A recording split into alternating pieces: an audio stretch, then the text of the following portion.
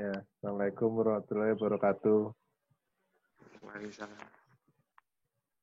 Saya bersama Koyin mendapat tugas dari Bu Ista tentang pemrosesan dan aplikasi polimer.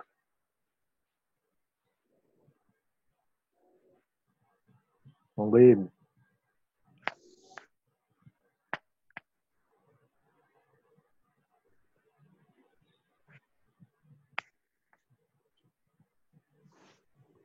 Yang pertama latar belakang.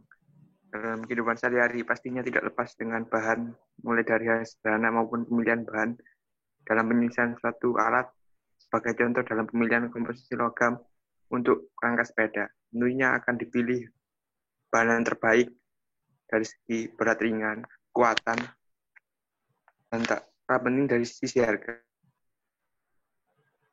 Nah, untuk contoh yang lebih rumit, yakni susunan bahan dalam hal ini logam pada struktur pesawat terbang. Selain segi berat ringan dan kekuatan, perlu mempertimbangkan sifat elektrik, sifat mekanik, dan juga thermal, tentunya untuk keamanan. Pada latar belakang tersebut,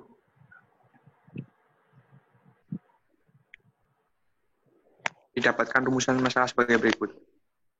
Yang pertama, bagaimana cara pemrosesan teknik pembentukan polimer. Yang kedua, apa saja aplikasi polimer dalam kehidupan sehari-hari. Next. Pemrosesan polimer. Polimer terbentuk dari susunan monomer dengan melalui proses polimerisasi. Polimerisasi sendiri adalah proses pembentukan polimer dari monomer-monomernya. Jadi beberapa monomer nanti digabung jadi polimer. Reaksi tersebut akan menghasilkan polimer dengan susunan ulang tertentu. Polimerisasi dikelompokkan menjadi dua golongan, yaitu polimerisasi adisi dan polimerisasi kondensasi. Next.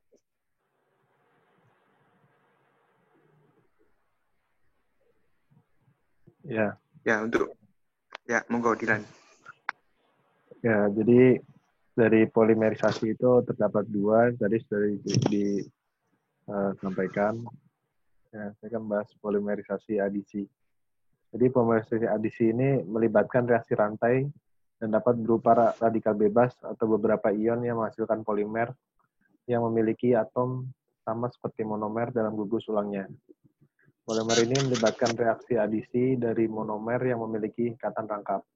Jadi contohnya itu ada polietilen, polipropilen, dan polivinil klorida.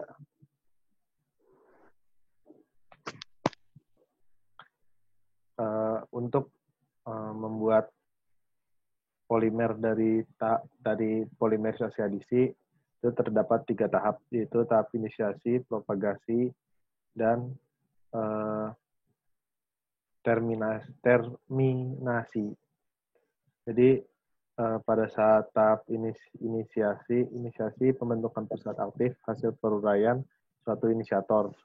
Peruraian suatu inisiator dapat dilakukan menggunakan panas, sinar UV, dan sinar gamma.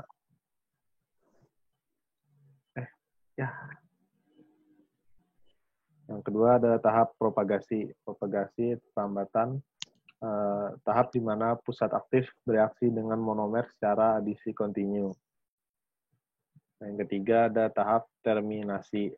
Terminasi atau tahap pengakhiran ini tahap di mana pusat aktif dinonaktifkan pada tahap akhir.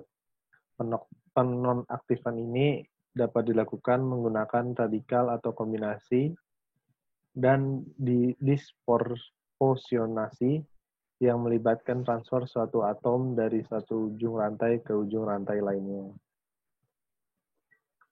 Nah, yang kedua ada polimerisasi kondensasi.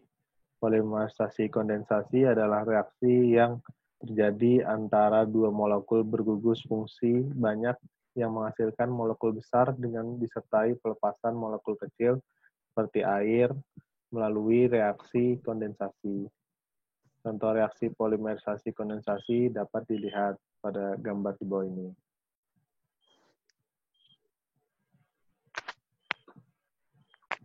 Monggo, Koyin. Untuk selanjutnya yaitu ciri-ciri polimerisasi kondensasi. Yang pertama, berlangsung secara bertahap melalui reaksi antara pasangan-pasangan gugus fungsi ujung. Yang kedua, berat molekul polimer bertambah secara bertahap. Yang ketiga, kereaktifan suatu gugus fungsi dalam bentuk polimernya sama dengan dalam bentuknya sewaktu-waktu dalam bentuk monomer. Yang keempat, dapat membentuk struktur cincin yang terlibat dan ukuran cincin yang terbentuk. Dapat membentuk polimer bercabang atau bersambung silang apabila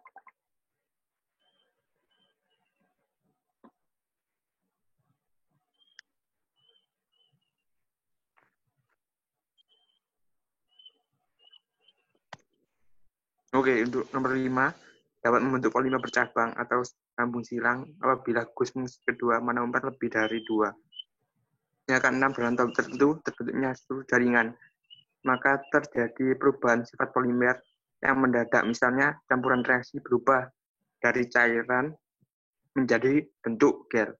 Next. Nah, ini untuk ciri yang ketujuh, derajat polimerisasi dikendalikan dengan variasi waktu dan suhu. Jadi suhu dan waktu berpengaruh derajat polimerisasi.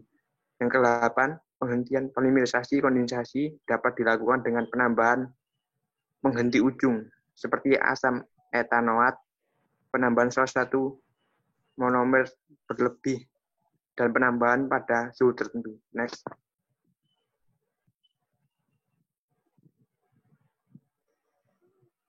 Ya, mungkin Saudara Dilan. Ya, jadi polimer ini sangat berguna bagi kehidupan manusia. Karena polimer ini sudah berkembang sangat jauh. Jadi di presentasi ini kita membagi jadi 3 bagian polimer yang digunakan pada manusia, yaitu elastomer, plastik, dan serat. Nah, elastomer ini polimer yang dikategorikan sebagai elastomer adalah polimer yang memiliki sifat karakteristik fleksibel dan elastis. Contohnya itu ada karet ban dan karet silikon. Yang kedua ada plastik. Nah, jadi plastik polimer termoplastik itu akan melunak saat dipanaskan dan akan mengeras saat didinginkan. Karenanya dapat dilelehkan dan dibentuk. Pada pabrikasinya, material termoplastik dapat mengandung material filler berupa serat atau serbuk yang memberikan peningkatan sifat-sifat fisik atau mekanik tertentu. Nah, contohnya itu ada polyolefin, piren, dan vinilik, atau PVC. Nah, terakhir itu ada serat.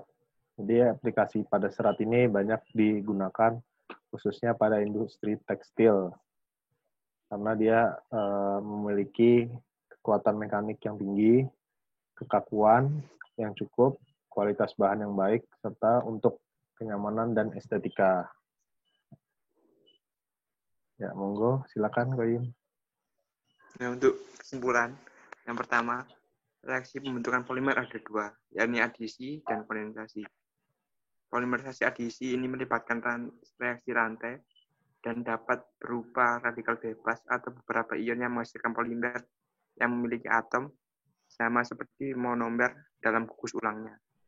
Sedangkan yang kedua yaitu polimerisasi kondensasi adalah reaksi yang terjadi antara 2 molekul bergugus fungsi banyak yang menghasilkan molekul besar dengan disertai pelepasan molekul kecil seperti air. Untuk kesimpulan yang terakhir, nomor 2, apabila aplikasi polimer dalam kehidupan sehari-hari bisa dijumpai dalam bentuk elastomer, plastik, dan serat, di mana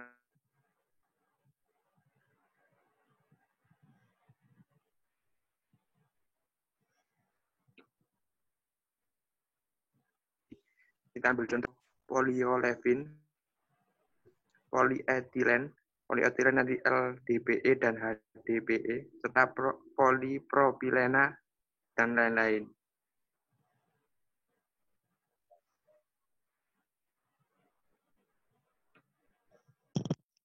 Monggo ditutup Mas Koim.